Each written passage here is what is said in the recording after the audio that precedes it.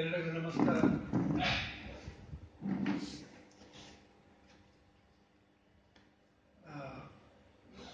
ವೇದಿಕೆಯ ಮೇಲೆ ಆಸೀನರಾದ ಎಲ್ಲ ಮಹನೀಯರಿಗೂ ಕೂಡ ನಮಸ್ಕಾರ.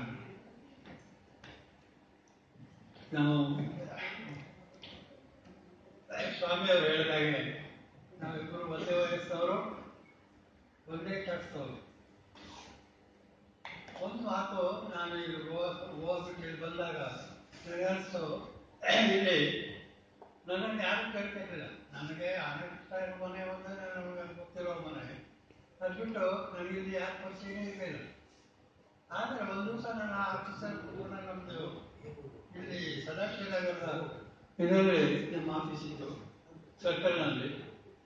ಆಗ ಒಂದು ದಿವಸ ಇವರು ಅಕಸ್ಮಾತ್ ಬಂದರು. ನಾನು ನೂತನ ಪತ್ರಿಕೆಗೆ ಸಂಪಾದಕನಾಗಿದ್ದೆ. ಅದು ಬಂದರು. ಮತ್ತು ಎದುರು ಹೀಗೆ ನಿಂತುಬಿಟ್ಟು ಎಷ್ಟು ಬೇಕಾದ್ರೂ ಮನುಷ್ಯ ಆಗಿಬಿಟ್ಟು ಇವ್ರು ಬಂದು ನಿಂತು, ನಾನು ಬೇಯಿಸುವಾಗ ಅಂತದ್ದು ನಾನು ಪೊಲೀಸ್ ಡಿಪಾರ್ಟ್ಮೆಂಟ್ ಅವ್ರು ಬಂದು ಹೇಳ್ತಾರಲ್ಲ ನನಗೆ ಹಾಗೆ ಇತ್ತು. ಸ್ವಲ್ಪ ಹಾಗೆ ಅವರು ಎತ್ತರದ ಕಿವಿ ಒಳ್ಳೆ ಇತ್ತು. ನಾನು ಗಾಬರಿ ಆದೆ, ಇದೇನು ಕೇಸ್ ಬಂದಿರಬೇಕು ಅಂತ. ಕಡೆಯಲ್ಲಿ ನಾನು ಆಕಾಶವಾಣಿಗೆ ಬಂದಿದ್ದೇನೆ, ನನಗೆ ನಿಮಗೆ ಪರಿಚಯ ಒಬ್ಬರು ಹೇಳಿದರು, ಅದಕ್ಕೆ ನಾನು ಹುಡ್ಕೊಂಡು ಬಂದಿದ್ದೆ. ನನಗೆ ಆಶ್ಚರ್ಯ ಅನಿಸ್ತು. ನಾನು ಗೋವಾದಲ್ಲಿ 40 ವರ್ಷ ಇದ್ದೆ, ಆದರೆ 40 ವರ್ಷಕ್ಕೂ ನನ್ನನ್ನು ಯಾರು ಮಾತಾಡ್ತಿಲ್ಲ. ನಾನು ಇಲ್ಲಿ ಬಂದ ಇಲ್ಲಿ ಇನ್ನೊಂದು ಸಮಸ್ಯೆ ಅಂದರೆ, ಯಾವ ಮನುಷ್ಯ ಆಲ್ ಇಂಡಿಯಾ ರೇಡಿಯೋ ಡೈರೆಕ್ಟ್ ಇದ್ರು ಅವರೇ ನಮ್ಮ ಮನೆಗೆ ಬಂದು 15 ಜನ ಇದ್ರು. ಇಲ್ಲೇ ಇದ್ರು ಅವತ್ತು ಕೂಡ ನಾನು ಕರೆದಿಲ್ಲ. ನಾನು ಆಶ್ಚರ್ಯ ಆಗುತ್ತೆ, ಏನಪ್ಪ ಇದು ಅಂತ. ಇವರು ಕರ್ಕೊಂಡು ಹೋಗಿ ಆವತ್ತಿನಿಂದ ನನಗೆ ಮತ್ತೆ ಡಾಕ್ಟರ್ ಬಿ ಎಸ್ ಸ್ವಾಮಿ ಅವರು ಪರಿಚಯ. ಆಮೇಲೆ ಅವರು ಅನೇಕ ಕಾರ್ಯಕ್ರಮಗಳನ್ನು ನನಗೆ ಕೊಟ್ಟಿದ್ದಾರೆ. ಆಮೇಲೆ ನಾನು ಕೂಡ ಅವರಿರೋ ತನಕ ಆಕಾಶವಾಣಿ ಹೋಗ್ತೇನೆ, ಈಗ ಬಿಟ್ಟಿದ್ದೇನೆ ತುಂಬ ವರ್ಷ ಆಯಿತು. ಅಂದರೆ ಹೇಳ್ತಾರೆ, ನನಗೆ ಇಂಥ ಜನಗಳನ್ನು ನೋಡಿ ಆಶ್ಚರ್ಯ ಅನಿಸ್ತದೆ. ಆ ಗಂಧಗೋಪುರದಲ್ಲಿ ಕೊಡುವಂಥ ಜನ ಇವರು, ಆದರೆ ಮನುಷ್ಯರನ್ನು ಮಾತಾಡ್ಸೋದಿಲ್ಲ. ನಾವೇ ಹೋಗಿ ಮಾತಾಡಿ ಹೌದು ನಾನು ಹೀಗೆ ನಾನು ಅನ್ಕೊಂಡಿದ್ದೆ, ನಾನು ಹಿಂಗೆ ಬಡ್ದಿದ್ದೇನೆ ಅಂತ ಹೇಳಬೇಕೇ ವಿನ ಅದೇನು ಹೊಸ್ತಾಗಿ ಅಂಥದ್ರಲ್ಲೂ ಕೂಡ ಇವರು ಜನಗಳನ್ನು ಹುಡ್ಕೊಂಡು ಹೋಗಿ ಅಲ್ಲಿ ಮಾತಾಡ್ತಾರೆ. ಅಂದರೆ ನನಗೆ ಆಗ ಅನಿಸ್ತು, ಇವರು ಸಾಮಾನ್ಯ ಅಲ್ಲ, ಅಸಾಮಾನ್ಯ ಮನುಷ್ಯ. ಇನ್ನೊಂದೇನೆಂದರೆ, ಈ ನನಗೂ ಮತ್ತು ಅವರಿಗೆ ಸ್ನೇಹ ಬೆಳೆದಕ್ಕೆ ಏನು ಕಾರಣ? ಅದು ಸ್ನೇಹ ಬೆಳೆದಕ್ಕೆ ಕಾರಣ ಒಂದೇ ಕಾರಣ. ಅವರಿಗೆ ಒಂದೇ ಅಂದರೆ ಅವ್ರಿಗೆ ಒಂದೇ ಒಂದು ಚಟ ಇದೆ, ಅದು ಓದೋದು ಮತ್ತು ಬರೆಯೋದು. ಅವ್ರಿಗೆ ಬೀಡಿ ಗೊತ್ತಿಲ್ಲ, ಸಿಗರೇಟ್ ಗೊತ್ತಿಲ್ಲ, ಚಹಾ ಇಲ್ಲ, ಕಾಫಿ ಇಲ್ಲ, ಏನು ಯಾವ ಚಟಗಳು ಇಲ್ಲ. ಒಂದೊಂದ್ಸಲ ನನ್ನ ಅನ್ಸತ್ತೆ, ಇದು ಯಾಕಾದ್ರೂ ಹುಟ್ಟಿದ್ದಾರೆ ಅಂತ. ಏನು ಚಟನೇ ಇಲ್ಲ. ಜೀವನ ಈ ಜೀವನಕ್ಕೆ ಬಂದ ಮೇಲೆ, ಈ ಪ್ರಪಂಚಕ್ಕೆ ಬಂದ ಮೇಲೆ ಏನಾದ್ರು ಒಂದು ಕೆಲಸ ಮಾಡ್ಬೇಕಲ್ಲ. ಅವರು ಮಾಡ್ತಾರೆ ಅಂತ ನಾವಾದ್ರೂ ಒಂದು ಬರ್ಬೇಕಲ್ಲ, ಅದಿಲ್ಲ ಕೇವಲ. ಅದರಿಂದ ಇವರನ್ನು ನೀವು ಯಾವುದೇ ಕಾರ್ಯಕ್ಕೆ ಯಾರ ಮನೆಗೆ ಕರ್ಕೊಂಡು ಯಾಕಂದ್ರೆ ಯಾವ ಚಟನೂ ಇಲ್ಲ, ಏನು ಹೋಗಿಲ್ಲ. ಹೋದ ಪುಟ್ಟ ಬಂದ ಪುಟ್ಟ ಆ ರೀತಿ ಅಂತ ಒಬ್ಬ ಮನುಷ್ಯ. ಅದು ಒಂದು ಸಾಹಿತ್ಯದ ವಿಷಯಕ್ಕೆ ಅವ್ರು ಬಂದರೆ, ಸಾಹಿತ್ಯದ ವಿಷಯದಲ್ಲಿ ನಾವೆಲ್ಲರೂ ಅವ್ರ ತಲೆಬಾಗ್ತೀವಿ. ಆ ವಿಷಯದಲ್ಲಿ ಅವರನ್ನು ಮೀರಿಸೋರಿಲ್ಲ. ಈಗ ನಾನು ಆರ್.ಕೃಷ್ಣ ಇರೋಂಥವ್ರನ್ನು ನೋಡಿದವರು, ದಾರಾ ಸುಬ್ರಾಯರಂಥವ್ರನ್ನು ನೋಡಿದವರು, BC ಅಂತವ್ರನ್ನು ನೋಡಿದವರು, ಜೊತೆಗಿದ್ದವರು. ನನಗೆ ನನ್ನ ಭಾಗದಲ್ಲೇ ನಾನು ಇವರು ದೊಡ್ಡವರು ಅಂತ ಹೇಳಬೇಕಾದ್ರೆ ಒಂದು ಕಾರಣ ಇದೆ. ಕಾರಣ ಏನಂದರೆ, ನೋಡಿ ಇವ್ರು ಹೇಳಿದಾಗೆ ಒಂದು ಈಗ ಯೂನಿವರ್ಸಿಟಿಯವರು ಮಾಡುವಂಥ ಈ ಏನದು ಯೂನಿವರ್ಸಿಟಿ ಮಾಡೋ ಕೆಲಸ, ಇದು ಜಾನಪದ ಸಾಹಿತ್ಯ ಚರಿತ್ರೆಗಳನ್ನು, ಕೋಶಗಳನ್ನು ಬರೆಯೋದು ಯೂನಿವರ್ಸಿಟಿಯವರು ಮಾಡಬೇಕು. ಒಬ್ಬರಿಬ್ಬರು ಮಾಡುವಂಥದ್ದು, ಅದು 100 ಜನ ಕುತ್ಕೊಂಡು ಮಾಡುವಂಥ ಕೆಲಸ. ಅಂಥ ಕೆಲಸ ಇವರು ಒಬ್ಬರೇ 17 ಸಂಪುಟಗಳನ್ನು ತಂದಿದ್ದಾರೆ. ಏನು ಆಶ್ಚರ್ಯ ಅಂದರೆ, ಅದು ಓದಲಿಕ್ಕೆ ಜಾನಪದ ಸಂಗ್ರಹ ಮಾಡೋದೇ ದೊಡ್ಡ ಕಷ್ಟ. ಆಮೇಲೆ ಆ ಸಂಗ್ರಹವನ್ನು ಪದ್ಧತಿಯಲ್ಲಿ ಬರೆಯೋದು ಒಂದು ಕಷ್ಟ. ಅಂಥದ್ದು ನಾವು ಬಂದು ಅದನ್ನು ಮಾಡಿ ಯೂನಿವರ್ಸಿಟಿಯವರು ಕೂಡ ದಾಖಲೆ ಆಗುವಂಥ ಕೆಲಸ ಮಾಡಿದ್ರು. ಆದರೆ ಯೂನಿವರ್ಸಿಟಿಯವರಿಗೆ ಇಂಥವ್ರ ಇಂಥವರ ಪ್ರಯೋಜನ ತಗೊಳ್ಳೋದಿಲ್ಲ, ಗೊತ್ತಿದ್ದು ಕೂಡ ಅವರನ್ನು ದೂರ ಇಡೋದು. ಈ ರೀತಿ ಪರಿಸ್ಥಿತಿಯಲ್ಲಿ ನಾವು ನಮ್ಮ ಸಾಹಿತ್ಯ ಇದನ್ನು ಬೆಳೆಸ್ತಾ ಇದ್ದೇವೆ. ನಾವು ಅದಕ್ಕೆ ನನಗೆ ಯಾವಾಗಲೂ ಅನಿಸ್ತದೆ, ಈ ನನಗೆ ಪ್ರಶಸ್ತಿ ಕೊಡೋದು ಯಾರು ಹೇಳೋದು, ನನಗೆ ಎಲ್ಲ ಭಾಷಣಕರಿಗೆ ಅಂತ ಹೇಳೋದು. ನಾನು ಯಾವ ಇದರಲ್ಲಿಲ್ಲ ಇವ್ರು ಹೇಳಿದಾಗ ನಾನು ನಿರ್ಲಿಪ್ತ, ನಮ್ಮ ಪಡೆಗೆ ನಾನಿರು. ಅಂಥದ್ರಲ್ಲಿ ಕೂಡ ಇವರು ನನಗೆ ಅವಕಾಶಗಳನ್ನು ಕೊಟ್ಟರು, ನನಗೆ ಬರೀಲಿಕ್ಕೆ ಕೊಟ್ಟರು, ಬರೀಲಿಕ್ಕೆ ಅವಕಾಶಗಳನ್ನು ಕೊಟ್ಟರು, ಅನೇಕ ಅವಕಾಶಗಳಲ್ಲಿ ನಾನು ಪ್ರಯೋಜನ. ಈಗ ಏನಾಗಿದೆ ಅಂದರೆ ಇವರು ಅವಾರ್ಡ್ ಕೇಳೋದಿಲ್ಲ ಅಂತ ನಾನು ಇವ್ರ ಪರವಾಗಿ ಅವಾರ್ಡ್ ಕೇಳಿದೆ. ಆದರೆ ಅವರು ಕೊಡೋರು ಇನ್ನೊಬ್ಬ ಅವರು ಇಂಥವರೇ ಕೊಡೋದೇ ಇಲ್ಲ, ಅವರು ತಮ್ಮ ಮೇಲೆ ಹಂಚ್ಕೊಂಡ್ಬಿಡ್ತಾರೆ. ಆದ್ದರಿಂದ ಪ್ರಸಂಗ ಏನಿಲ್ಲ. ಇನ್ನೊಂದು ಮಾತಂದ್ರೆ, ನಿಮಗೆ ನನ್ನ ಒಬ್ಬ ಸ್ನೇಹಿತರಿದ್ದಾರೆ ಬಾಂಬೆ ಯೂನಿವರ್ಸಿಟಿಯಲ್ಲಿ ಕನ್ನಡ ಡಿಪಾರ್ಟ್ಮೆಂಟ್ ಹೆಡ್ ಅವರು ಹೇಳಿದ್ರು, ಡಾಕ್ಟರ್ ಏನು ಉಪಾಧ್ಯಾಯ. ಅವರು ಒಂದು ಸಾರಿ ನನಗೆ ಮೆಸೇಜ್ ಕಳಿಸಿದ್ರು ಫೋನ್ನಲ್ಲಿ, ಹೀಗೆ ನಿಮ್ಮ ಹೆಸರನ್ನು ನಾನು ರಾಜ್ಯೋತ್ಸವಕ್ಕೆ ಶಿಫಾರಸು ಮಾಡಿದ್ದೇನೆ. ಅದು ನನಗೆ ಆಶ್ಚರ್ಯ ಅನಿಸ್ತು.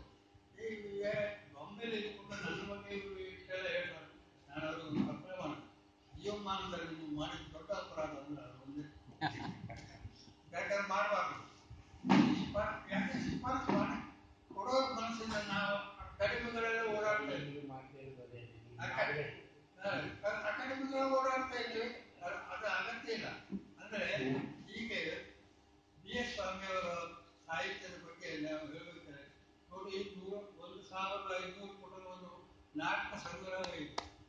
ಹರಿದಾಸ ಸಾಹಿತ್ಯದ ಮೇಲೆ, ಹರಿದಾಸರ ಮನೆಗೆ ಹೋಗಿ ಎಲ್ಲ ಹರಿದಾಸ ಸಾಹಿತ್ಯದ ಮೇಲೆ ಇಂಥ ಒಂದೊಂದೂವರೆ ಸಾವಿರ ಪುಸ್ತಕಗಳು, ಈ ಜಾನಪದ ಸಂಪುಟಗಳು, ಸಂಪುಟಗಳು ಅವು 1,500 ಸಾವಿರ ಪುಸ್ತಕಗಳು. ನಾನು ಸಾಮಾನ್ಯ ಸಣ್ಣ ಪುಸ್ತಕಗಳನ್ನು ಬರೆದಿದ್ದಾರೆ, ದೊಡ್ಡ ಪುಸ್ತಕಗಳನ್ನು ಬರೆದಿದ್ದಾರೆ. ಅಷ್ಟೇ ಚೆನ್ನಾಗಿ ಬರೀತಾರೆ. ಆ ಮಕ್ಕಳ ಪುಸ್ತಕ ಬರೀಬೇಕಾದ್ರೆ ಆ ಶಾಲೆಯಲ್ಲಿ ಬರೀತಾರೆ, ದೊಡ್ಡವರು ಬರೀಬೇಕಾದ್ರೆ ದೊಡ್ಡ ಶಾಲೆಯಲ್ಲಿ ಸಂಶೋಧನೆ ಮಾಡಿದ್ದಾರೆ. ಇವರು PhD ಮಾಡಿದ್ದಾರಲ್ಲ, ಮನೆ ಮಾದೇಶ್ವರ PhD ಮಾಡಿದ್ದಾರೆ. ಆ ಶೈಲಿ ಗೊತ್ತಿದ್ದೀವಿ. ಹೀಗಾಗಿದ್ದೀವಿ. ಇಂಥ ಒಬ್ಬ ಲೇಖಕರನ್ನು ನಾವು ಪಡೆದಿದ್ದೇವೆ.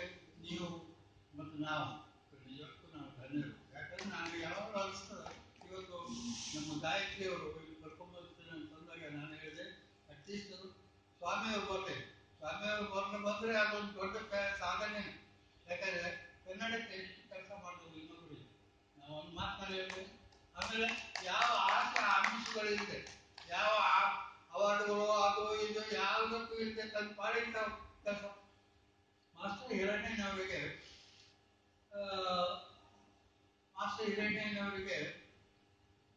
ಅವ್ರ ಹೆಂಡತಿ ಹೇಳಿದ್ರು ಒಂದು ದಿವಸ, ಏನು ನೀವು ಇನ್ನು ಮುಂದೆ ನಾಟಕ ಆಡಿ ಸಾಕು, ಇಷ್ಟು ದಿವಸ ನಾಟಕ ಆಡಿದ್ದು ಸಾಕು, ಮನೇಲಿ ಕೂತ್ಕೊಳ್ಳಿ. ಅವರು ಹೇಳಿದ್ರು, ಪರವಾಗಿಲ್ಲ, ನಾನು ಮನೇಲಿ ಕೂಗ್ತಾನೆ, ಇವತ್ತು ನಾಟಕ ಬಂದ್ ಮಾಡ್ತೇನೆ ಅಂತ ನಾಟಕ ನಡೆಸಿದ್ರು. ನೀವು ಆಶ್ಚರ್ಯ ಅನಿಸ್ತದೆ, ನಾಟಕ 10 ಗಂಟೆ ಶುರು ಆಗಿ 1:30 ಗಂಟೆ ತನಕ ನಡೀತಿತ್ತಲ್ವಾ, ಅದೇ ನಾಟಕವನ್ನು ಅವರು ಮನೆಯಲ್ಲಿ ಶುರು ಮಾಡಿದ್ರು. ಇವರು ನಿದ್ದೆ ಕೆಟ್ಟೋಯ್ತು, ಇವರು ಜ್ವರ ಬರಲಿ ಶುರು ಆಯ್ತು. 15-20 ದಿವಸದಿಂದ ಎಲ್ಲರೂ ಸೇರಿ ಕೈ ಮುಗಿದು ಹೇಳಿದ್ರು. ಅವರೆಲ್ಲರೂ ಒಳ್ಳೆ ವಾತಾವರಣ ಇದೆ, ಅವರೆಲ್ಲರೂ ಸೇರಿ ಹೇಳಿದ್ರು, ಅಪ್ಪ ಇನ್ನು ಮುಂದೆ ನೀವು ನಾಟಕ ಮಾಡಿ ಬೇಡ. ಹಾಗೆ ಇವರು ಪ್ರತಿ ಸಲ ಹೇಳ್ತಾರೆ, ಇಲ್ಲ ಇದು ಈ ಕೆಲಸ ಆಯ್ತು ಮುಗಿದೋಯ್ತು, ಇನ್ನೇನು ಬರೆಯುತ್ತಿಲ್ಲ. ಆದರೆ ಇವರು ನೋಡಿ, ಈಗ ಮೊನ್ನೆ ಇದು 3-4 ಮೊನ್ನೆ ಇದು ತಿಂಗಳು ಒಂದು ವರ್ಷ ಆಗಿಲ್ಲ ಇದು. ಅಂದರೆ ಆ ರೀತಿ ಇವರಿಗೆ ಒಂದು ತಲುಪು ಇದೆ. ಅದು ಕೇವಲ ಬರೆಯೋದು ಅಂತ ಒಂದು ಸಾಹಿತಿಗಳನ್ನು ಬರೀತಾರೆ. ಆಮೇಲೆ ಅಂತ ಒಂದು ಸಾಹಿತಿಗಳನ್ನು ನಾವು ಕಲಿತೇವೆ, ಅದು ನಮ್ಮ ಭಾಗ್ಯ.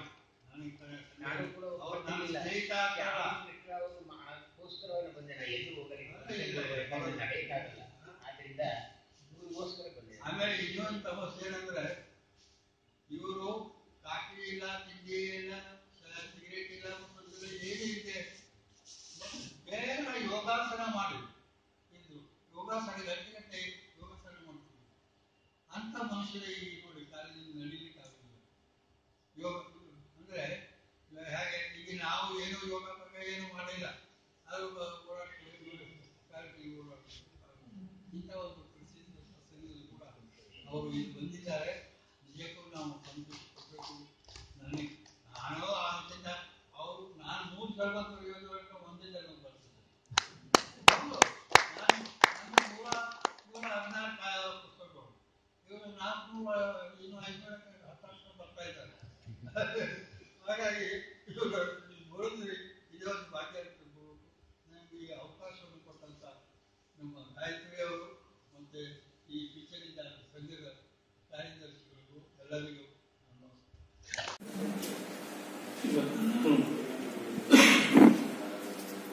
ಗಣ್ಯರ ಒಂದು ಕಿರು ಪರಿಚಯವನ್ನ ಮಾಡಿಕೊಳ್ಳಿ. ಅದೊಂದು ದೊಡ್ಡ ವಿಸ್ಮಯ.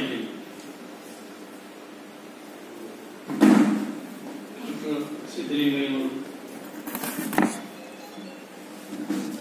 ಸಿದ್ದಲಿಂಗ ಸ್ವಾಮಿ, ಶ್ಯಾಮ ಕೃಷ್ಣರಾಯರು, ಡಾಕ್ಟರ್ ಶಿವಪ್ರಸಾದರು, ಡಾಕ್ಟರ್ ದೀಪಾಲರು, ಹಾಗೆ ಈಗಾಗಲೇ ಸಂಗೀತ ಇದ್ದಂತಹ ಸಹೋದರ ಸಹೋದರಿಯವರನ್ನ ಪರಿಚಯಿಸುವಂತಹ ಒಂದು ವಿಶೇಷವಾದಂತಹ ದೊಡ್ಡ ಜವಾಬ್ದಾರಿ ನನ್ನ ಮೇಲಿದೆ. ಗಾಯಕರು ಹೇಳ್ಬಿಟ್ಟಿದ್ದಾರೆ, 10 ನಿಮಿಷದಲ್ಲಿ ಇಷ್ಟು ಜನರ ಪರಿಚಯ ಮಾಡ್ಕೊಡಿ ಅಂತ ಹೇಳಿ. ಇದು ತುಂಬಾ ಕಷ್ಟಪಟ್ಟ ಕೆಲಸ ಇದೆ. ಯಾಕಂದ್ರೆ ಒಬ್ಬೊಬ್ಬರ ಕುರಿತಾಗಿಯೂ 1, 2, 3 ತಾಸು ಮಾತನಾಡುವಷ್ಟು ವಿಷಯಗಳಿರ್ತಾರೆ ಅಂತಂದ್ರೆ ಸಾಹಿತ್ಯ ದಿಗ್ಗಜರು, ವೈದ್ಯಕೀಯ ಕ್ಷೇತ್ರದ ದಿಗ್ಗಜರು, ಸಂಗೀತ ಕ್ಷೇತ್ರದ ದಿಗ್ಗಜರು, ಹಾಗೆ ಹಲವಾರು ಕ್ಷೇತ್ರದಲ್ಲಿ ದುಡಿದಂಥವರು ವೇದಿಕೆ ಮೇಲಿದ್ದಾರೆ. ನಾನು ಪ್ರಥಮವಾಗಿ ಡಾಕ್ಟರ್ ಸಿದ್ದಲಿಂಗಯ್ಯನವರನ್ನ, ಬಿ ಸಿದ್ದಲಿಂಗಯ್ಯನವರನ್ನ ಹೇಗೆ ಪರಿಚಯಿಸಿ ಹೇಳಿದ್ರೆ ನನಗೆ ಆಶ್ಚರ್ಯ. ನಾನು ಕೇಳಿದ ಒಂದು ದೊಡ್ಡ ವಿಸ್ಮಯ ಅವರ ಕುರಿತಾಗಿ ಮಾತನಾಡಲಿಕ್ಕೆ. ಈ ವಿಸ್ಮಯ ವ್ಯಕ್ತಿಯನ್ನು ಹೇಗೆ ನಾನು ಪರಿಚಯಿಸಲಿ? ಒಬ್ಬ ವ್ಯಕ್ತಿ, ನಿಮಗೆ ಆಶ್ಚರ್ಯವಾಗಬಹುದು, ಅವರಿಗೀಗ ಸಿದ್ದಲಿಂಗ ಸ್ವಾಮಿಯವರು, ನೀವು ನಂಬಲಿಕ್ಕಿಲ್ಲ, ಬರುವ ಸೆಪ್ಟೆಂಬರ್ 8ಕ್ಕೆ ಅವರಿಗೆ 83 ಮುಗಿಯುತ್ತೆ. 84ಕ್ಕೆ ಕಾಲಿಡ್ತಾರೆ. ನಾನು ಬಹುಶಃ ಒಂದು 60-62 ಇರ್ಬೋದು ಅಂತ ತಿಳ್ಕೊಂಡೆ ಮತ್ತೆ ಅವರು ಬಂದಾಗ. ಈ 83 ವರ್ಷಗಳ ದೀರ್ಘ ಅವಧಿಯಲ್ಲಿ ಒಬ್ರು 400ಕ್ಕಿಂತ ಹೆಚ್ಚು ಪುಸ್ತಕಗಳನ್ನು ಪ್ರಕಟಿಸ್ತಾರೆ ಅಂತಂದ್ರೆ ಇದೊಂದು ಖಂಡಿತವಾದ ಆಶ್ಚರ್ಯ. ಖಂಡಿತವಾದ ಆಶ್ಚರ್ಯ.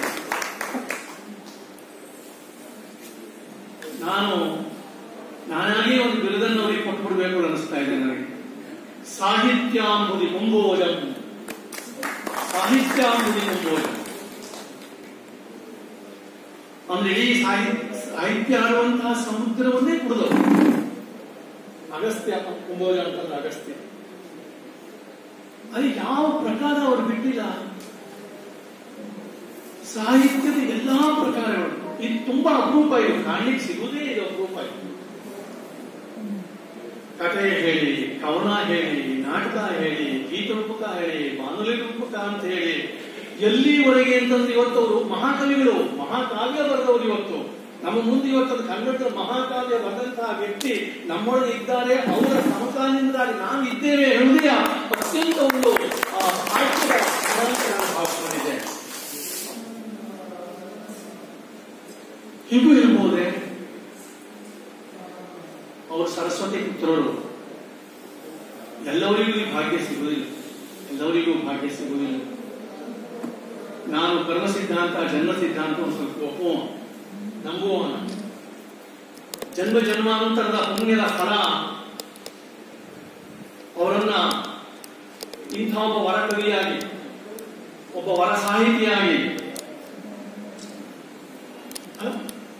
ಏನು ಬರೆಯಬಹುದು, ಏನು ಬರೆಯಬಹುದು, ಏನು ಬರೆಯಬಹುದು. ಕನ್ನಡದ ಎಲ್ಲಾ ಸಾಹಿತ್ಯದ ಎಲ್ಲಾ ಪ್ರಕಾರಗಳು. ಅವರು ಜಾನಪದ ತಜ್ಞರು. ಅವ್ರ ಮಕ್ಕಳ ಸಾಹಿತ್ಯ ಇದ್ದಿರಬಹುದು, ಜಾನಪದ ಸಾಹಿತ್ಯ ಇದ್ದಿರಬಹುದು, ಸಿನಿಮಾ ಗೀತೆಗಳಿದ್ದಿರಬಹುದು, ಯಾವ ಬರೆಯಲಿಲ್ಲ. ಯಾವ್ದತ್ರೇ ಕೇಳಬೇಕು ಅನ್ನೋ ಸಣ್ಣ ಯಾವ್ದಾದ್ರೂ ಕ್ಷೇತ್ರ ಬಿಟ್ಟದಿದೆಯೋ ಅಂತ ಹೇಳಿ ಅವ್ರ ಮಾತಿನಲ್ಲಿ ಅವರನ್ನ ಹೇಳಬೇಕು ಅಂತ ಕೇಳ್ಕೊಳ್ತೇನೆ ನಾನು. ಯಾವ್ದಾದ್ರೂ ಕ್ಷೇತ್ರ ನೀವು ಬಿಟ್ಟಿದ್ದೀರೋ ಅಂತ ಹೇಳಿ. ಯಾವ ಕ್ಷೇತ್ರವನ್ನು ಬಿಟ್ಟಿಲ್ಲ, ಯಾವ ಕ್ಷೇತ್ರವನ್ನು ಬಿಟ್ಟಿಲ್ಲ. ಅಭೂತಪೂರ್ವವಾದಂತಹ ಪರ್ಸನಾಲಿಟಿ, ವ್ಯಕ್ತಿತ್ವ. ಅವರು ಪುರುಷ ಸರಸ್ವತಿಯವರು. ನಮ್ಮ ಜಿ ಪಿ ರಾಜರತ್ನವರ ಒಂದು ಕೃತಿ ಉಂಟು, ಪುರುಷ ಸರಸ್ವತಿಯವರಂತಹ ಒಂದು ಕಾವ್ಯ ಉಂಟು. ಪುರುಷ ಸರಸ್ವತಿ ಅಂತ ಹೇಳಿ ನಾವು ಅವರನ್ನ ಸಂಬೋಧಿಸ್ತೀವಿ. ಆದ್ರೆ ಇವತ್ತು ನನಗೆ ಅನಿಸ್ತಾ ಇದೆ, ಅವರ ಕೃತಿಗಳನ್ನು ನೋಡಿದಾಗ ಬಹುಶಃ ಅವರ ಕೃತಿಯನ್ನು ಹೇಳಲಿಕ್ಕೆ, ಅವರಿಗೆ ಸಿಕ್ಕಂತಹ ಅವಾರ್ಡ್ಸ್ ಅನ್ನು ಹೇಳಲಿಕ್ಕೆ ನಾ ಹೇಳಿದ್ನಲ್ಲ, 1-2 ತಾಸು ಸಾಕಾಗೋದಿಲ್ಲ. 1-2 ತಾಸು ಖಂಡಿತ ಸಾಕಾಗೋದಿಲ್ಲ. ಅಂತಹ ಅದ್ಭುತವಾದಂತಹ ಒಂದು ಪ್ರತಿಭೆಯನ್ನ. ಆದ್ರೆ ನನಗೆ ಒಂದು ಆಶ್ಚರ್ಯ ಅಂತಂದ್ರೆ, ಅದೇ ಇಂಥ ಒಬ್ಬ ಸರಸ್ವತಿ ಪುತ್ರರನ್ನ, ಒಬ್ಬ ಸಾಕ್ಷಾತ್ ಸರಸ್ವತಿಯನ್ನೇ, ಅವರು ಸರಸ್ವತಿಯ ವರ, ಅವರಿಗೆ ಸರಸ್ವತಿಯ ವರ. ಅಂಥವ್ರನ್ನ ನಾವು ಎಷ್ಟು ಸನ್ಮಾನಿಸಬೇಕು, ಎಷ್ಟು ಗುರುತಿಸಬೇಕು, ಎಷ್ಟು ಅವರಿಗಾದಂತಹ ಒಂದು ಪ್ರಚಾರ ಸಿಗಬೇಕಾಗಿತ್ತು, ಅದು ಸಿಗಲಿಲ್ವಲ್ಲ ಅಂತೇಳಿ ನನಗೆ ಬೇಸರ. ನಮ್ಮ ಶಾಮರಾಯರಿಗೂ ಆಗಿದೆ. ಶಾಮರಾಯರು ನಮ್ಮ ಇನ್ನೊಮ್ಮೆ ವಿಶ್ವಾಮಿತ್ರ ಹೇಳಿದ್ರು, ಇವರು ಲೋಕಮಿತ್ರರು. ಎಲ್ಲರಿಗೂ ಎಲ್ಲವುದನ್ನು ಕೂಡಿಸಿ ತಾವು ಕನಸ್ತಾಗಿದ್ದವರು ಅಂತ ಶಾಮರಾಯರು. ಇಂತಹ ಸರಸ್ವತಿ ಪುತ್ರರನ್ನ ನಾವು ಬಹುಶಃ ಸರಿಯಾಗಿ ನಡೆಸಿಕೊಳ್ಳಲಿಲ್ಲ. ನಮಗದೇ ಬೇಸರ, ಖಂಡಿತವಾಗಿ ಅದೇ ಬೇಸರ. ನನಗನ್ನಿಸುತ್ತೆ, ಸಿದ್ಧಲಿಂಗ ಸ್ವಾಮಿಯವರು ಯಾವುದಾದ್ರೂ ಯೂನಿವರ್ಸಿಟಿಯಲ್ಲಿ ಪ್ರೊಫೆಸರ್ ಆಗಿ ಇದ್ದಿದ್ದರೆ, ಒಂದು ಸಹಸ್ರಾರು ಶಿಷ್ಯ ವರ್ಗವನ್ನು ಅವರು ಸೃಷ್ಟಿ ಮಾಡಿಕೊಂಡಿದ್ದರೆ, ಬಹುಶಃ ಇವತ್ತಿನ 1000 ಪಟ್ಟು ಹೆಚ್ಚಿನ ಪ್ರಚಾರ ಅವರಿಗೆ ಸಿಗ್ತಾರೆ.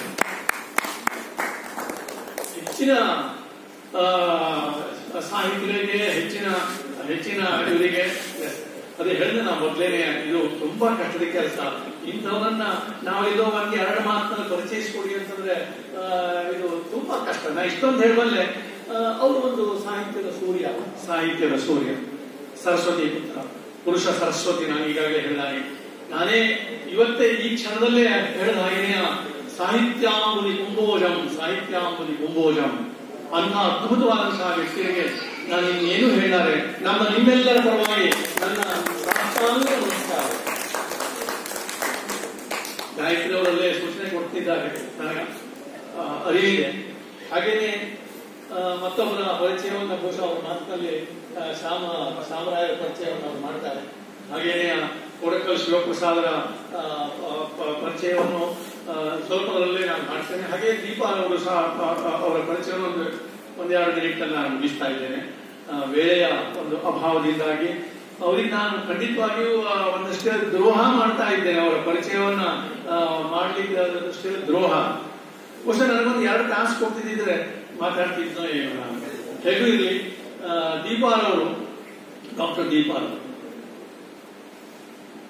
ಆ ಕೊಡಗಿನ ಮಂಡ್ಯ ಹಾಗೆ ಕೊಡಗು ಒಂದು ಕೂಡ ನಮಗೆ ಬರುವಂತಹದ್ದು ಯಾವ್ದು ನೋಡಿ, ನಾಯಕನವರು, ಕೊಡಗಿನ ಗೌರಮ್ಮ, ಇವರದೇ ಹೆಸರಿನ ದೀಪಾ ಬಸ್ತಿ. ಮೊನ್ನೆ ಭಾನು ಮುಸ್ತಾಕ್ ಅವರು ಪ್ರಶಸ್ತಿ ಪಡೆದರಲ್ಲ, ಇವರ ಕನ್ನಡ ಕಥೆಯನ್ನೇ ಇಂಗ್ಲಿಷಿಗೆ ಹಾರ್ಟ್ ಲ್ಯಾಂಪ್ ಅಂತ ನೋಡಿಸಿ ಬೂಕರ್ ಪ್ರಶಸ್ತಿ ಬಂತವರಿಗೆ. ಅಂಥ ಅತ್ಯಂತ ಶ್ರೇಷ್ಠವಾದಂತಹ ಭೂಮಿಯಿಂದ, ಮಣ್ಣಿನಿಂದ ಬಂದಂಥವರು ದೀಪಾರವರು.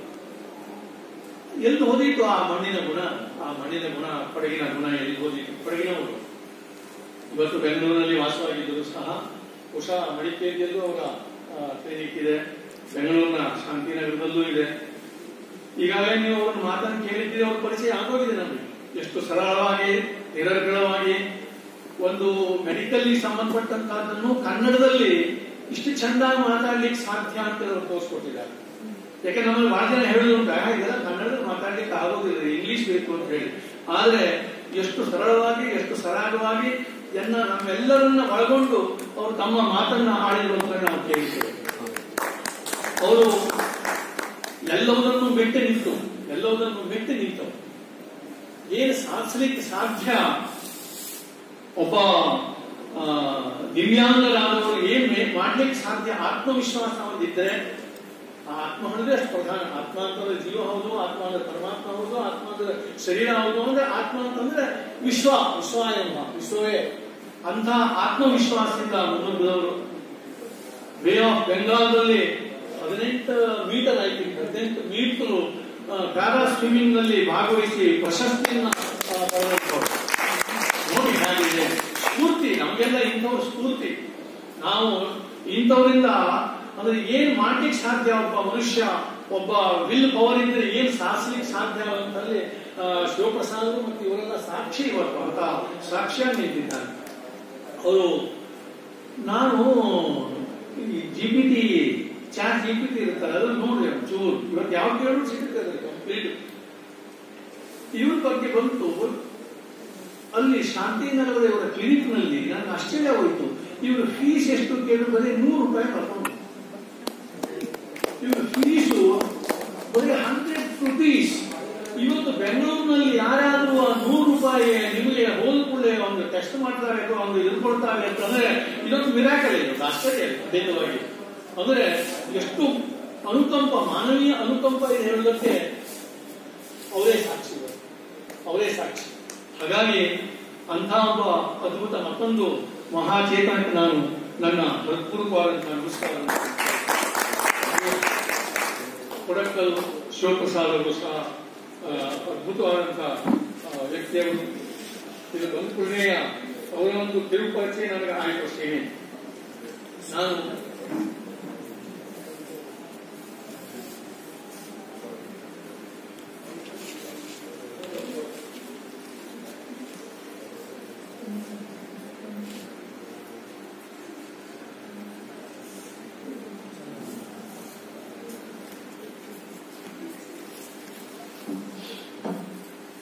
ಅವರು ದಕ್ಷಿಣ ಕನ್ನಡ ಬೆಳತಂಗಡಿಯವರು. ಕೊಡಕಲ್ಲಿ ಅಂತ ಒಂದು ಸಣ್ಣ ಊರು.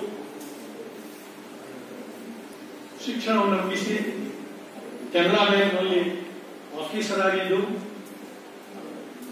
ಸಾಹಿತ್ಯಿಕ ಆಸಕ್ತಿಯನ್ನು ಇಟ್ಕೊಂಡು ತುಂಬಾ ಸುಂದರವಾಗಿ ಬರೆಯುವಂತವರಾಗಿ, ಪತ್ರಿಕೆಯಲ್ಲಿ ಸುದ್ದಿಯನ್ನ ಪ್ರಸಾರ ಮಾಡುವವರಾಗಿ ಒಂದು ಅದ್ಭುತವಾದಂತಹ ಸಾಧನೆ ಮಾಡುವರು.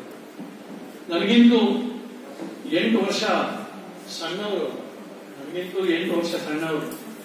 57ನೇ ಇಸ್ವಿಯಲ್ಲಿ ಸ್ವಾತಂತ್ರ್ಯ ನಂತರದಲ್ಲಿ ಜನಿಸಿ ಸ್ವತಂತ್ರವಾದಂತಹ ಒಂದು ಬದುಕನ್ನು ಕಟ್ಕೊಂಡಂತವರು. ಸಮಯದ ಅಭಾವದಿಂದ ಹೆಚ್ಚು ಪರಿಚಯವನ್ನು ನಾನು ಕಾರ್ಯದಲ್ಲೂ ಮಾಡಿದ್ದೇನೆ. ಮತ್ತೊಮ್ಮೆ ಈ ಮಹಾ ಚೈತನ್ಯ ಇವರನ್ನ ಸಂಗೀತ ಇವರಿಂದ ನಾನು ವಿಶೇಷವಾಗಿ ಪರಿಚಯಿಸಲಿಕ್ಕೆ ಹೋಗಲಿಲ್ಲ. ಅವರ ಸಂಗೀತ ಅವರ ಪರಿಚಯವನ್ನು ನೀಡಿದೆ ನಿಮ್ಮೆಲ್ಲರಿಗೂ. ನಮ್ಗೆಲ್ಲರಿಗೂ ವಂದಿಸಿ ನನ್ನ 2 ಮಾತು ಮುಗಿಸ್ತೇನೆ.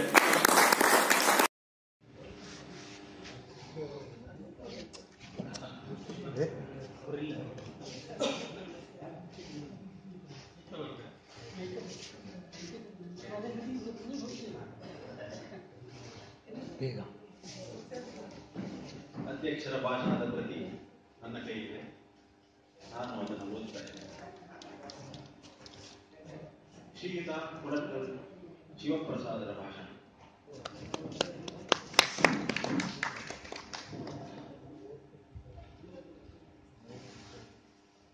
ಸನ್ಮಾನ್ಯ ಇಲ್ಲಿ ನೆರೆದಿರುವ ಸಮಾಜ ಬಂಧುಗಳೇ, ಇಂದಿನ ಕಾರ್ಯಕ್ರಮಕ್ಕೆ ನಾನು ಅಧ್ಯಕ್ಷತೆ ವಹಿಸಬೇಕೆಂದು ಕಾರ್ಯಕ್ರಮದ ಸಂಯೋಜಕ ಶ್ರೀಯುತ ವಿಶ್ವೇಶ್ವರ ಗಾಯತ್ರಿ ಅವರ ಒತ್ತಾಯಪೂರ್ವಕ ವಿನಂತಿಸಿದಾಗ ಮೊದಲೇ ಸಾಮಾಜಿಕ ಸೇವೆಯಲ್ಲಿ, ಅದರಲ್ಲೂ ವಿಕಲಚೇತನರ ಸೇವೆಯಲ್ಲಿ ಇರುವ ನನಗೆ ಅವರ ಆತ್ಮೀಯ ಆಮಂತ್ರಣ ನಿರಾಕರಿಸಲು ಕಾರಣವೇ ಇರಲಿಲ್ಲ.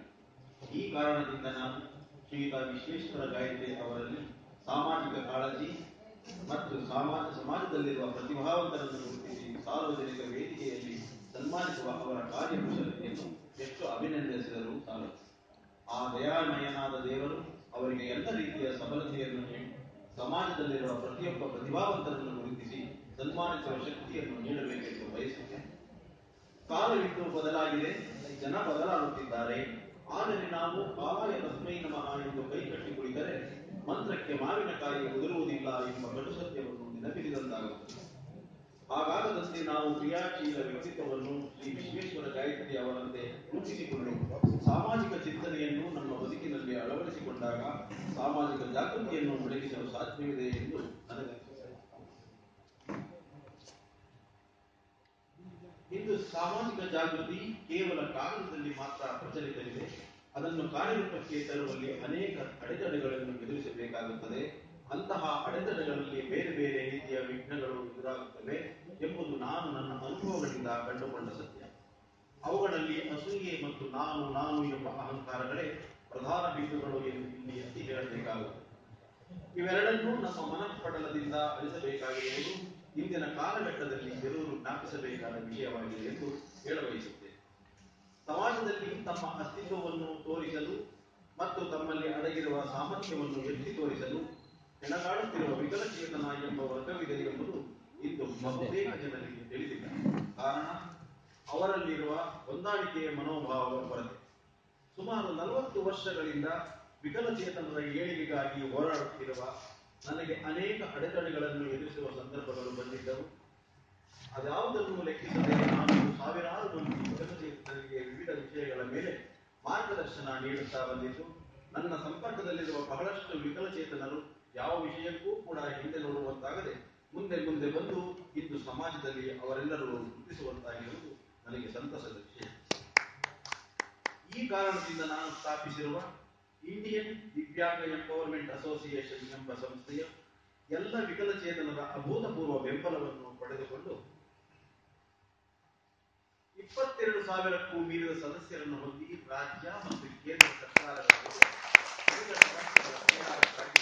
ಸಮನ್ವಯ ಸಾಧಿಸಲು ಪ್ರಯತ್ನಿಸುತ್ತಿದ್ದು ನಿಮ್ಮೆಲ್ಲರ ಬೆಂಬಲವನ್ನು ನಿರೀಕ್ಷಿಸುತ್ತೇನೆ.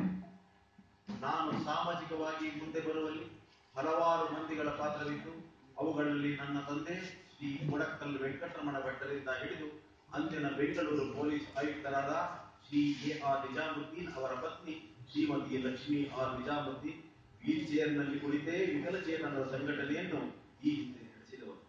ಹಾಗೂ ನನ್ನ ಪತ್ನಿ ಸದಾ ವೀಲ್ ಚೇರ್ನಲ್ಲಿ ಓಡಾಡುತ್ತಾ ಮಕ್ಕಳು ಮೊಮ್ಮಕ್ಕಳನ್ನು ಬೆಳೆಸಿದ ಶ್ರೀಮತಿ ಕೆ.ಎಸ್. ನಾಗರತ್ನ ಇವರುಗಳು ಸ್ಮರಣಾರ್ಹ. ಕೊನೆಯದಾಗಿ ಒಂದು ಮಾತು. ಇಂದು ಸಭೆ ನಡೆಸುತ್ತಿರುವ ಈ ಸಭಾಂಗಣದ ಕೆಪಿಟಿಸಿಎಲ್ ಜೊತೆ ನನಗೆ ಬಹಳ ಅವಿನಾಭಾವ ಸಂಬಂಧವಿದೆ. ಈ ಸಂಸ್ಥೆಯಲ್ಲಿ ಸಾವಿರಾರು ವಿಕಲಚೇತನರು ದುಡಿಯುತ್ತಿದ್ದಾರೆ.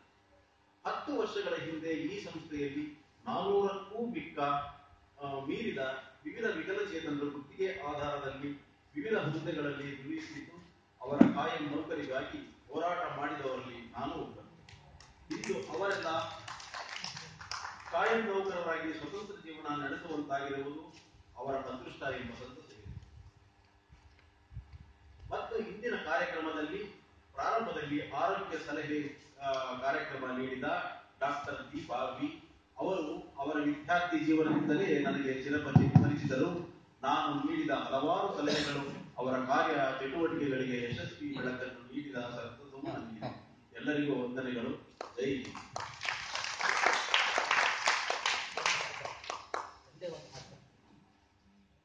ಕೊನೆಯದಾಗಿ ನಟರಾಜ್ ಅವರಿಂದ ಒಂದು ಗೀತೆ. ಈಗ ಒಂದು ಕೊನೆಯ ಜನಪದ ಗೀತೆಯನ್ನು ಹಾಡೋದ್ರೊಂದಿಗೆ ನಮ್ಮ ಸಂಗೀತ ಕಾರ್ಯಕ್ರಮವನ್ನು ಮುಕ್ತಾಯಗೊಳಿಸಿದ್ವಿ. ಕುಮಾರಿ ಸನ್ನಿಧಿ ಅವರಿಗೆ ಸಾಹಿತ್ಯ, ಸಂಗೀತ, ಆರೋಗ್ಯ, ಆಧ್ಯಾತ್ಮಿಕ ಈ 4 ಕಾರ್ಯಕ್ರಮ ಎಲ್ಲ ಜನರಿಗೆ ಅಂದ್ರೆ ತಲುಪಿಸಬೇಕು, ಪ್ರತಿಭಾನ್ವಿತ ಕರೆಸಬೇಕು. ಆ ವಿಚಾರವಾಗಿ ಈ ಸಭೆ 8 ವರ್ಷದಿಂದ ಮಾಡ್ತಾ ಇದ್ದೀವಿ. ಈ ಕರೋನಾ ಸುತ್ತನ್ನು ಹೊರತುಪಡಿಸಿ ಎಲ್ಲ ಸಮಯದಲ್ಲೂ ನಾವು ಪ್ರತಿ ತಿಂಗಳು 2ನೇ ಶನಿವಾರ ಈ ಬೆಂಗಳೂರಿನ ಭವನದಲ್ಲಿ ಇದೇ ಸಿರಿಸಿಯಲ್ಲೂ ಮಾಡ್ತಾ ಇದ್ವಿ. ಇದಕ್ಕಿಂತ ಮುಂಚೆನೆ ಮಾಡಿದ್ವಿ. ಅದರ ಬಗ್ಗೆ ಒಂದು ಹೇಳಿದ್ವಿ. ಈಗ ಈ ಕಾರ್ಯಕ್ರಮ ಈಗ ಆರಂಭ ಮಾಡೋಕ್ಕೆ ಶ್ರೀ ಬಿಜಿ ಪಂಡಿತ್ ಆರ್ಥಿಕ ಸಲಹೆಗಾರರಿದ್ದು, ಅದರ ನಂತರ ರಾಮಚಂದ್ರ ರೆಡ್ಡಿ ಅವರು, ಮುಕುಂದ್ ಅವರು, ಮಂಜಪ್ಪ ಅವರು, ಬಿ.ಟಿ. ರಾಮನ್ ಅವರು, ಸುಬ್ರಹ್ಮಣ್ಯನ್ ಹಾಗೂ ಈಗಿನ ಆಡಳಿತ ಮಂಡಳಿಗಳು ಸರ್ಕಾರ ಸಾಕಷ್ಟು ಮಾಡಿ ನೀಡಿದ್ದಾರೆ. ಅವರು ಈ ನೆನೆಸ್ತಾ ಅವ್ರನ್ನ ಸ್ಮರಿಸ್ತಾ ಅವ್ರ ಒಂದೇ ಅನಿಸ್ತೇನೆ. ಹಾಗೂ ಈ ಕಾರ್ಯಕ್ರಮ ಅಧ್ಯಕ್ಷ ವಹಿಸುವಂತ ಇಂಡಿಯನ್ ದಿವ್ಯಾಂಗ ಎಂಪವರ್ಮೆಂಟ್ ಅಸೋಸಿಯೇಷನ್ ಸಂಸ್ಥಾಪಕ ಅಧ್ಯಕ್ಷ ಶ್ರೀ ಕೊಡಗು ಶಿವಪ್ರಸಾದ್ ಅವರು ತಮ್ಮ ಉತ್ತಮ ಮಾರ್ಗದಲ್ಲಿ ಕಾರ್ಯಕ್ರಮ ಯಶಸ್ವಿಯಾಗಿ ನಡೆಸಿಕೊಂಡಿದ್ದಾರೆ. ಅವರಿಗೆ ವಂದನೆಗಳು. ಅದೇ ರೀತಿ ಆರೋಗ್ಯಕ್ಕಾಗಿ ಸ್ವಸ್ಥಬಾಯಿ ಮತ್ತು ವಿಶೇಷ ಆರೋಗ್ಯ ಸಲಹೆ ಅತ್ಯುತ್ತಮವಾದ ಉಪನ್ಯಾಸ ನೀಡಿದ ಈಜುಪಟು, ಸಂಗೀತಗಾರ್ತಿ, ಲೇಖಕಿ ರಾಜೀವ್ ಗಾಂಧಿ ವಿಶ್ವವಿದ್ಯಾಲಯದ ಸಹಾಯಕ ಕುಲಸಚಿವರಾದಂತಹ ಶ್ರೀ ದೀಪಾ ವಿ ಅವರಿಗೆ ವಿಶೇಷವಾಗಿ ಈ ನಮ್ಮ ಕೋರಿಕೆ ಮನ್ನಿಸಿ ತಮ್ಮ ವಯಸ್ಸನ್ನು ಗಮನಿಸಿದೆ 83 ಅಂತ ಹಿರಿಯ ಚೇತನರು ಲೋಕಮಿತ್ರ ಶ್ರೀ ಶ್ಯಾಮಕೃಷ್ಣರಾಯರು ಹಾಗೂ ಡಾಕ್ಟರ್ ಬಿ ಸಿದ್ದಲಿಂಗ ಸ್ವಾಮಿರವರು ಈ ಸಭೆಗೆ ಆಗಮಿಸಿ ಬಹಳ ಚಂದಾಗಿ ಮಾತಾಡಿ ನಡೆಸಿಕೊಂಡಿದ್ದಾರೆ. ಅವರಿಗೆ ಪೂರ್ವಕ ವಂದನೆಗಳು. ಅದೇ ರೀತಿಯಾಗಿ ದೂರದ ಬಳ್ಳಾರಿಯಿಂದ ಬಂದು ತಮ್ಮ ಸಂಗೀತ ಕಾರ್ಯಕ್ರಮವನ್ನು ಅವ್ರಿಗೆ ಸಾಕಷ್ಟು ಇನ್ಸ್ಟ್ರೂಮೆಂಟ್ ಬೇಕು ಇದನ್ನ ಸರಿಯಾಗಿ ಬಹಳ ಅಚ್ಚುಕಟ್ಟಾಗಿ ಮಾಡಿಕೊಂಡಿದ್ದಾರೆ. ಶ್ರೀ ನಟರಾಜ ಸನ್ನಿಧಿ ಅವರು ಅವರಿಗೆ ವಂದನೆಗಳು. ಈ ಕಾರ್ಯಕ್ರಮ ಅತ್ಯುತ್ತಮವಾಗಿ ಪರಿಚಯಿಸಿ ನಿವೃತ್ತ ಪತ್ರಶ್ರೀ ಜಿ ವಿ ಹೆಗಡೆ ಅವರು ಅವ್ರಿಗೆ 2 ತಾಸು ಟೈಮ್ ಆಗಿತ್ತು, ಬಟ್ ಸ್ವಲ್ಪ ಲಭಿಸಿಕೊಟ್ಟಿದ್ದಾರೆ. ಅವರಿಗೂ ಕೂಡ ಧನ್ಯವಾದಗಳು. ಅದೇ ರೀತಿ ಈ ಕಾರ್ಯಕ್ರಮ ನಿರ್ವಹಣೆ ಮಾಡಿದಂತ ಅಮರ ಕಾವ್ಯನಾಮದ ಅಣುಕೊಟ್ಟು ಮುಸುಗನ್ ರಾವ್ ಅವರು ಮತ್ತು ಪ್ರಾರ್ಥನೆ ಹಾಡಿದ ಉತ್ತಮ ಆರಂಭ ಮಾಡಿದ ಶ್ರೀಮತಿ ಶ್ರೀ ವಾಣಿ ಅವರಿಗೆ ವಂದನೆಗಳು. ಅದೇ ರೀತಿ ಶ್ರೀ ಕೆ.ವಿ. ನಾಗರಾಜ್ ಅವರು ಈ ಕಾರ್ಯಕ್ರಮ ಆಗಮಿಸಿ ಅವರ ಆಗಮನ ಈ ಕಾರ್ಯಕ್ರಮ ಮೆರಗನ್ನು ಹೆಚ್ಚಿಸಿದೆ. ಅವ್ರಿಗೂ ಧನ್ಯವಾದಗಳು. ಈ ಸುಂದರ ನಾವು ಪರಿಸರಬೇಕಾದ ಇಂದಿನ ಸಂಗೀತ ಕಾರ್ಯಕ್ರಮ ನಡೆಸಿಕೊಟ್ಟ ಶ್ರೀ ವಿಶೇಷ ಚೇತನ ಶ್ರೀ ಕಲಾವಿದರಾದ ನಟರಾಜ್ ಮತ್ತು ಸನ್ನಿಧಿ ಅವರಿಗೆ ಅವು ಉಪಯುಕ್ತ ಏನು ಸಣ್ಣ ಕಾಳಜಿ ಹೇಳಬೇಕು ಅಂತ ಅವರು ವಿಶೇಷ ಕೇಳಿ ಸೌಂಡ್ ಸಿಸ್ಟಮ್ ಒದಗಿಸಲು ಸಹಕರಿಸಿದ ಊಟ ಉಪಹಾರ ವ್ಯಕ್ತಪಡಿಸಿದ ಹಿರಿಯ ಅಧಿಕಾರಿ ಶ್ರೀ ಶ್ರೀಧರ್, ವಿನಯ್ ಕುರ್ಸೆ, ಶ್ರೀಮತಿ ವಾಣಿ, ಕಾದಂಬರಿ ಶ್ರೀ ಶೋಭಾ ಹೆಗಡೆ ಅವರ ಸಹೋದರಿಯ ಮಕ್ಕಳಾದ ಧ್ರುವ ಭಟ್, ದರ್ಶ ಭಟ್ ಹಾಗೂ ಕಾದಂಬರಿ ಸೋನಾ ಹೆಗಡೆ, ಶಿರ್ಸಿಯ ಹಿರಿಯ ಶ್ರೀ ಮೋಹನ್ ಭಟ್ ಅವರ ಅಸೂರ್ ಅವರನ್ನು ಇದನ್ನು ಬಂಧಿಸುತ್ತೇವೆ. ಕಾರ್ಯಕ್ರಮಕ್ಕೆ ಆಗಮಿಸಿದ ಎಲ್ಲ ಹಿರಿಯ ಸದಸ್ಯರು, ಸಭಿಕರು, ಹಿರಿಯ ಮಹಿಳೆಯರಿಗೆ ಮಾಧ್ಯಮ ರೈತರು, ಪ್ರತ್ಯೇಕ ಪಡಿ ಎಲ್ಲರಿಗೂ ಸರ್ವನ್ನು ವಂದಿಸುತ್ತೇವೆ. ಮತ್ತೊಂದು ಪ್ರಕಟಣೆ ಇದೆ. ಮುಂದಿನ ತಿಂಗಳು ಸೆಪ್ಟೆಂಬರ್ 13ರಂದು ನಮ್ಮ ನಿವೃತ್ತ ಆರ್ಥಿಕ ಸಲಹೆಗಾರರ ಶ್ರೀಮತಿ HR ರೇಖಾ ಅವರ ಮನೆಯವರಾದ ಶ್ರೀ ಮಾರುತಿರಾಮ್ ಅವರಿಂದ ಯೋಗ ಹಾಗೆ ಹೀಗೆ ಅದರ ಬಗ್ಗೆ ಅದರ ಬಗ್ಗೆ ಒಂದು ಕಿರುನೋಟ ಇದೆ. ಅವರು ಅವರ ಅಂದ್ರೆ ಮಸೂದನ್ ಅವರ ಸಹೋದರರು ಹೌದು. ಶ್ರೀ ಕೆಪಿಟಿಸಿಎಲ್ ಇಂಜಿನಿಯರ್ ಶ್ರೀ ಶ್ರೀನಿವಾಸ್ ಅವರ ಮಗಳು ರಂಜನಾ ವೈಷ್ಣವ ಸಂಘಟನೆಯಿಂದ ಸರ್ವ ತಮ್ಮ ದಾಸ ಸಾಹಿತ್ಯ ಅದರ ಬರದಾಟ ಕಾರ್ಯಕ್ರಮ ಕೂಡ